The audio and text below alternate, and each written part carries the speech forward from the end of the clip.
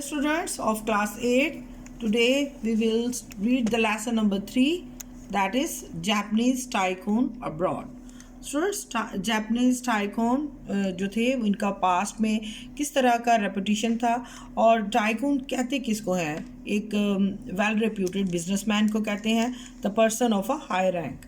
तो टाइकून जो थे वो अब्रॉड में उनकी क्या पोजीशन थी and that time in the previous history में अगर देखें तो उनकी जो पोजीशन थी that was not a very good abroad and they have to survive with this reputation and यहाँ पे बहुत से countries बताए गए हैं. They are well established but they don't like the Japanese people as a businessman and they don't want to deal with them. So first of all I would like to tell you the difficult words, and the difficult words are questionable validity, सही होने पर सवाल उठाना, hand me down memories, यादों के हवाले करना, social dealing, समाजी मेल जोल, एंड द होस्ट कंट्रीज, मेहमान मुल्क जहाँ पर वो जाते थे, रूटेड इन एनवे, दुश्मनी में जड़ पकड़ना, नेशनलिस्टिक सेंसिटिविटीज़, कौमी हसासियत जिसको कहते हैं, आउटसाइडर्स बाहर के लोग, रेशियल एरोगेंस, नस्ली गुस्सा, इकनॉमिक सुपीरियॉरिटी, समाजी बर्तरी, पर कैपिटा इनकम, पर पर्सन जो इनकम होती है उसको कहते हैं, कॉरपोरेट सक्सेसेस, तजारती फील्ड में जो है वो ट्रेड में जो तरक्की या सक्सेस से होना, प्रोसीड करना, डायनामिक तब्दीली का हामिल होना और गेट लॉस्ट चले जाना, स्टैग्नेशन मीन्स काहिल होना या लैक ऑफ एक्टिविटी और growth. So these were the difficult words. So let's study the chapter now. Students, this chapter is very interesting and it shows about the history, the reputation of Japanese people and what they feel and how they react when they practice this kind of things. So adapted from the article in the Asia Week. It has been taken from the Asia Week. It must be a magazine or any newspaper. It is an established fact that throughout Asia and beyond, Japanese businessmen are the least liked among the foreign employers. तो ये एक बहुत establish fact है, बहुत ही solid बात है जिसको कहते हैं कि बहुत ही मानी हुई हकीकत है कि एशिया में, तो पूरे एशिया में और इससे आगे जितने भी कंट्रीज़ हैं वहाँ पर जो जापान के जो बिजनेसमैन हैं, जो कारोबार करने वाले, तजारत करने वाले लोग हैं, उनको फॉरेन एम्प्लॉयर्स जो हैं, जो बाहर काम करने वाले लोग हैं, वो बहुत कम उनको लाइक करते हैं या उनके साथ डील करते हैं, पसंद भी बहुत कम करते हैं. तो following article gives some reasons to explain the image of ugly Japanese abroad. तो ये आर्टिकल जो है इसके थ्रू आप समझेंगे कि जो जापानीज का इमेज है, why it's the ugly image और why the people consider the abroad कि यहाँ पर अगली इमेज उनका क्यों है, and how the Japanese businessman view the people they have dealing with, और किस तरह से वो उन लोगों को देखते हैं जो उनके साथ डील करते हैं. Throughout the Asia and beyond, Japanese businessman have earned a reputation for themselves as the least liked among the foreign employers. पूरे एशिया में और इससे आगे जो जापान में रहने वाले बिजनेसमैन हैं उनकी ने जो रेपुटेशन या उनकी जो कहते हैं कि एक उन्होंने ओहदा कमाया है, वो बहुत कम पसंद किया जाता है अमंग द फॉरेन एम्प्लॉयर्स या फॉरेन ट्रेड पीपल जो हैं. In the many important respects the reputation is based with questionable validity. तो बहुत से एरियाज़ में या बहुत ही फैक्टर्स इस तरह के हैं जो जिनको वो देखते हैं और इनकी जो रेपुटेशन है या उनकी जो साख है वो उसके ऊपर उसकी सही होने पर, वैलिडिटी होता है, दुरुस्तगी पर क्वेश्चनेबल है, जो सवाल उठाया जाता है कि क्या इनकी रेपुटेशन जो है वो किस किस्म की है. जो रेपुटेशन होती है वो उनका किरदार है, उनकी पर्सनालिटी है, उनका जो वे ऑफ टॉक है एंड वे ऑफ डीलिंग भी रेपुटेशन में आता है. On hand me down, the memories of the earlier generation of the Japanese during the World War II and in some instances is unalterable for that reasons. तो अगर मैं अपनी memories में जाऊं, पास्ट में जाऊं, देखूं और वहाँ पर हिस्ट्री में वर्ल्ड वॉर सेकंड का जो है तज़किरा आता है, तो उसमें कुछ असना में या यहाँ पर कुछ वाक़यात में हम देखते हैं कि कुछ रीज़न्स की वजह से ये इसमें कोई तब्दीली नहीं हो सकती। ये जो वाक़यात हैं ये नाकाबिले तब्दील है। A Filipino graphic designer, now in his middle 40s, refuses any business or the social dealings with the Japanese. तो अब एक फिलिपिनो जो है डिज़ाइनर है, ग्राफिक डिज़ाइनर, तो वो अगर 40s में है तो इस वक्त भी वो इन पे कोई एतमाद नहीं कर रहा, उनके साथ कोई सोशल डीलिंग्स नहीं कर रहा, कोई समाजी मेल जोल का उसका कोई इरादा नहीं है। Japanese because when he was a child he had to bow to the every Japanese soldier he saw in the street, तो क्योंकि जब वो छोटा था तो उसको on the situation of the war, तो उसको जापानीज सोल्जर्स को जो है वो ग्रीट करना पड़ता था on the way. If he didn't बो ही गॉट किक्ड, अगर वो ऐसा ना करता तो वो उसको हर्ट करते थे, किक करते थे, उसको मारते थे। If the image of the today's Japanese businessman abroad is doubtless a highly exaggerated one, तो हाँ, इसमें कोई शक नहीं है कि आज के जो बिजनेसमैन हैं उनकी जो रेपुटेशन है वो मुबालगा आराई का शिकार है या बढ़ा चढ़ा कर बताई जाती है। What irritates the nations of the many host countries in the evidence that their guests are not only aware but oddly proud of the image.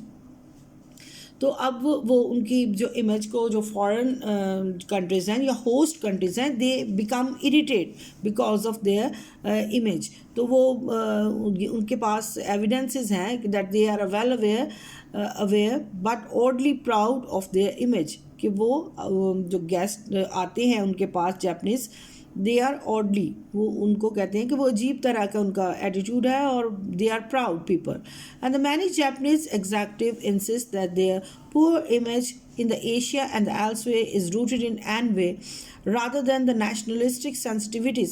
तो बहुत से जो जापान के जो है एग्जेक्टिव पर्सनस हैं या इंतज़ामिया के लोग हैं, वो कहते हैं कि ये उनके साथ जो सलूक किया जाए that is rooted in envy, का मतलब है कि वो उसकी बुनियाद जो है या उसकी जो रूट कॉज है या उसके जो फाउंडेशन है उसका मतलब दुश्मनी है, कि उनसे जो हेट्रेड है जो उससे डेवलप की है, इंस्टेड ऑफ नेशनलिस्टिक सेंसिटिविटीज़, जो कोई कौमी हसासियत का मसला नहीं है बल्कि वो एक अंदरूनी दुश्मनी है।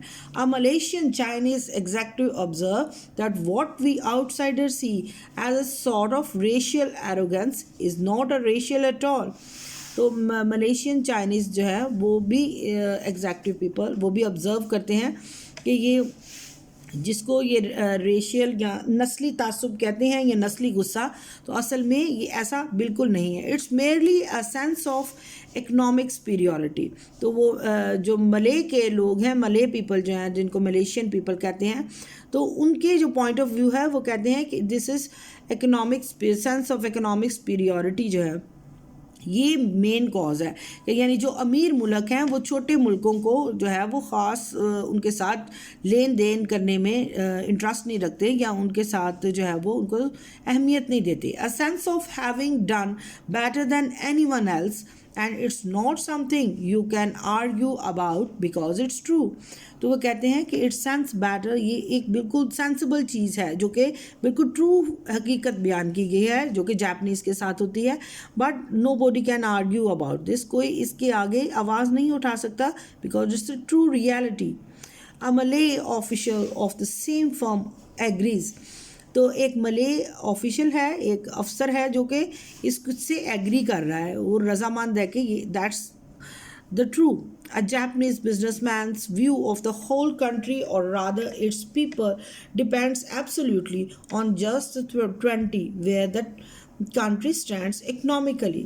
अब इस हकीकत से वो कहते हैं कि जापानीज बिजनेसमैन जो है उनका पॉइंट ऑफ व्यू ये है कि उनके लोग जो है they are standing on the position of the 20, तो जो उसको रैंक जो उसने दिया है कि ये 20 रैंक पे खड़े हैं instead of 100%, they are at the rank of 20।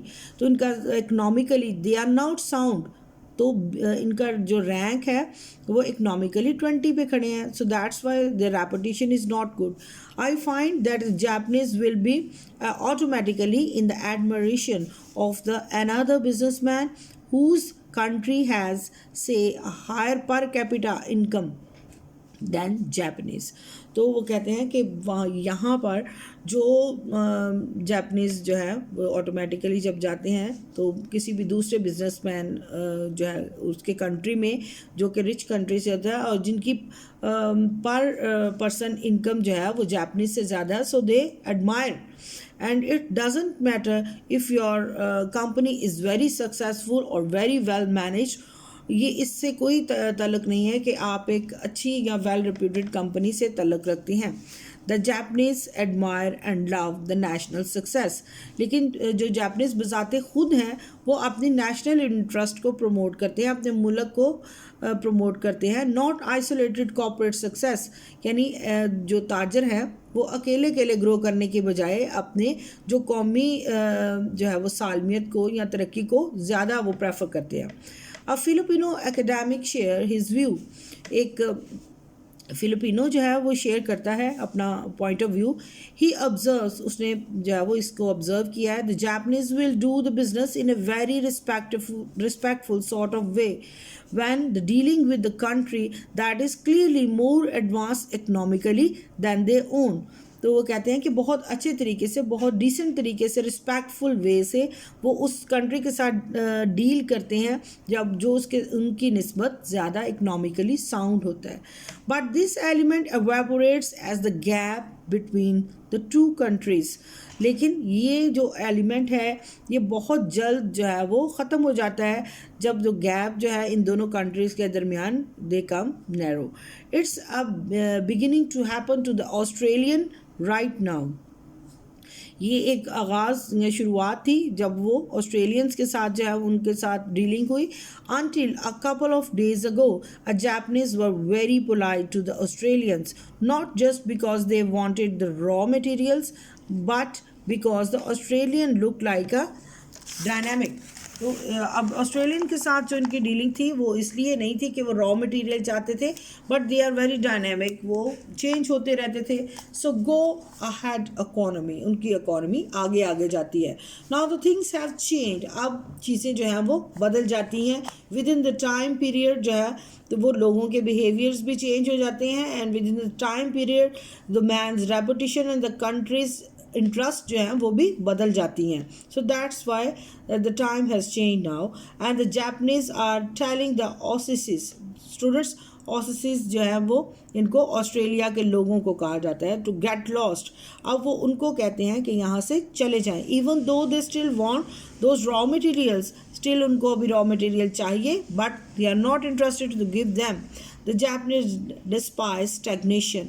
जो Japanese people हैं they hate, despise होता है नफ़रत करना, stagnation से, काहिल होने से या सुस्त रहने से उनको नफ़रत है.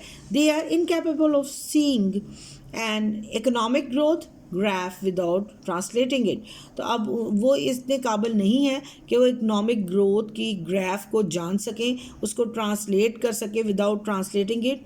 And it into opinion of the country and the people that the graph refers to. और अपनी राय दे सकें उस मुल्क के बारे में या उन लोगों के बारे में जो इस ग्राफ के अंदर एग्जिस्ट करते हैं या रेफ़र करते हैं या इस ग्राफ के अंदर उससे मुतल्लिका हैं. तो उनकी इकनॉमिक ग्रोथ और उनके बारे में कहना उनके लिए that is before time. So students, I have read the lesson for you. I have given the word meaning. So in the next time we will do the exercise. Take care. Bye bye.